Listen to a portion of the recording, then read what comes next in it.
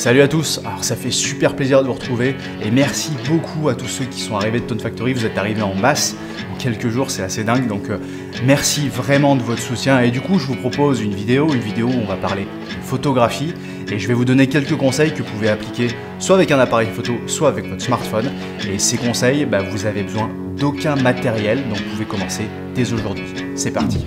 You can call me stupid. Yes, you can call me sheep. You can say I'm lazy. You can say I'm weak. Alors déjà pour moi, je pense que de nos jours, il y a une première chose à prendre en considération, c'est la différence entre avant et maintenant, entre l'analogique et le numérique. Parce que de nos jours, avec le numérique, on peut faire 100 photos à la minute. Et puis on verra bien, on aura certainement une bonne photo dans le tas. Alors que l'analogique, à l'époque, on était limité par un nombre de photos avec les pellicules et on réfléchissait beaucoup plus à la photo qu'on voulait prendre. Est-ce que ça vaut le coup de prendre cette photo ou pas? Parce que j'aurais peut-être pas assez de place. Et surtout, comment je peux optimiser pour avoir le maximum de bonnes photos sur ma pellicule? Alors que maintenant, avec le numérique ou même avec les appareils photo qu'on a sur nos téléphones, qui sont super performants, mais on va pas trop réfléchir, on va prendre la photo vite fait comme ça, on va partager ça sur les réseaux sociaux et c'est bon. Moi, je pense qu'il faut déjà prendre le temps si on veut faire de la photo et se poser. Vraiment réfléchir, est-ce que cette photo est dans les meilleures conditions? Qu'est-ce que je peux faire pour améliorer cette photo? C'est le but de ma vidéo en fait, c'est de vous donner quelques petits conseils qui peuvent vous permettre de prendre le temps et de réfléchir. Si vous voulez faire des photos qui sont qualitatives, pour partager ça sur les réseaux sociaux, peu importe, il faut vraiment réfléchir à comment vous pouvez optimiser cette photo avec ce que vous avez. Il n'y a pas besoin de matériel forcément pour progresser. Alors déjà, le premier conseil que je peux vous donner, c'est un conseil de composition de l'image. C'est-à-dire qu'avant de déclencher la photo, essayez de réfléchir à qu'est-ce que vous pouvez mettre en place pour mettre en valeur le sujet que vous avez choisi. D'ailleurs, ça c'est quelque chose qui est très important, c'est choisir un sujet au départ. Souvent, quand on débute en photographie, on fait des photos trop compliquées. Il y a plusieurs sujets, il y a plusieurs choses qui attirent l'œil et du coup, ça dégrade un petit peu la photo.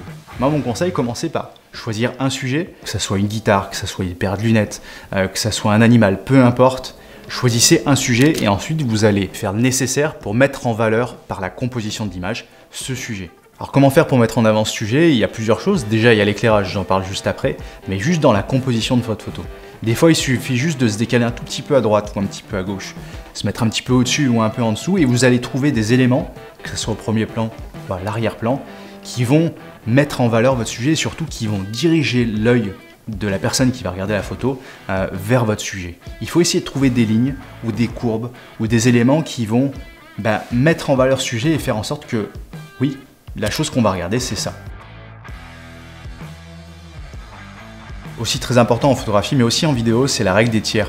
C'est-à-dire on découpe l'image en 3 parties, en horizontale ou en verticale, et en fait on essaye de positionner le sujet sur une de ces lignes. Et ça change vraiment la sensation qu'on a quand on regarde l'image. Et souvent dans le cinéma, ils font beaucoup ça, mais même en photo, vous pouvez vous amuser à positionner votre sujet sur une de ces lignes et essayer de voir un petit peu ce que ça vous évoque. Vous verrez que c'est assez intéressant selon l'endroit où vous positionnez, à gauche ou à droite. Il ne se dégage pas forcément les mêmes choses de vos images. Donc essayez de vous amuser avec ça et d'y penser quand vous faites vos photos, de ne pas forcément centrer le sujet. Après, vous pouvez aussi essayer de prendre des photos à travers quelque chose, à travers une tasse de café ou à travers des branchages si vous êtes en forêt, peu importe. Essayez de trouver quelque chose qui sera très proche de vous et du coup, vu que ça sera très proche, ça sera flou. Donc on ne verra pas ce que c'est, mais ça permet de cadrer autour du sujet et en général, ça marche pas mal pour le mettre en valeur. Ensuite, le deuxième élément primordial pour vos photos, c'est l'éclairage. Il ne faut pas oublier que la photographie, c'est capturer de la lumière. Et la lumière, ça peut faire que votre photo est bonne ou pas bonne. Vous pouvez avoir respecté tout ce que je viens de dire avant sur la composition et avoir une très belle composition. Si la lumière n'est pas bonne, votre photo ne sera pas bonne. Des fois, il suffit de se déplacer un petit peu et le meilleur élément que vous pouvez avoir, c'est une fenêtre. Se rapprocher un maximum d'une fenêtre, une grande source de lumière. Et essayez de vous amuser avec ça et vous verrez, vous allez trouver des sources de lumière et des manières d'éclairer votre sujet qui vont tout changer. Et si vous essayez 5 minutes de vous amuser avec ça et de bien regarder sur votre sujet quel effet a la lumière, vous allez progresser très très vite. Alors des fois, il suffit de se déplacer un petit peu pour trouver une bonne source de lumière, mais des fois ça suffit pas. Ça suffit pas tout simplement parce que la lumière n'est pas bonne. Ça, c'est vraiment important, surtout sur les photos de paysage. Souvent, on voit un endroit sur Internet, sur un film, peu importe, et on se dit, tiens, je vais aller là pour faire une photo. Je vais faire cette composition-là, je sais que je vais faire ça, je vais composer de la même manière que la photo que j'ai vue, et ça fera une belle photo. Là, vous arrivez sur place, vous prenez la photo, et puis la photo est pas bonne. Tout simplement parce que la lumière n'est pas bonne. C'est pas votre faute, hein. C'est juste que vous n'êtes pas là au bon moment. Et savoir faire des bonnes photos, c'est aussi savoir quand ne pas prendre des photos. Une photo en plein été à 14 h d'un paysage, c'est juste pas possible. Parce que les ombres sont trop violentes, trop abruptes, et du coup ça rend pas bien à l'image. Et encore une fois, il faut savoir attendre. Des fois attendre plusieurs heures, oui pour le paysage ça peut être assez long, il faut attendre que le soleil descende un petit peu, et dès que le soleil descend, la lumière devient un petit peu plus douce. Et c'est pas pour rien que les meilleures photos, elles sont faites soit au lever de soleil, très tôt le matin, soit le soir au coucher de soleil, parce que la lumière est moins violente. Les très bons photographes de paysage, ils restent sur place des heures, et des fois des jours pour que la lumière soit parfaite. Les photos que vous voyez sur internet qui sont magnifiques de paysage, il y a des choses hallucinantes que vous voyez, c'est pas le photographe qui est arrivé, en 5 minutes il prend la photo et puis il s'en va.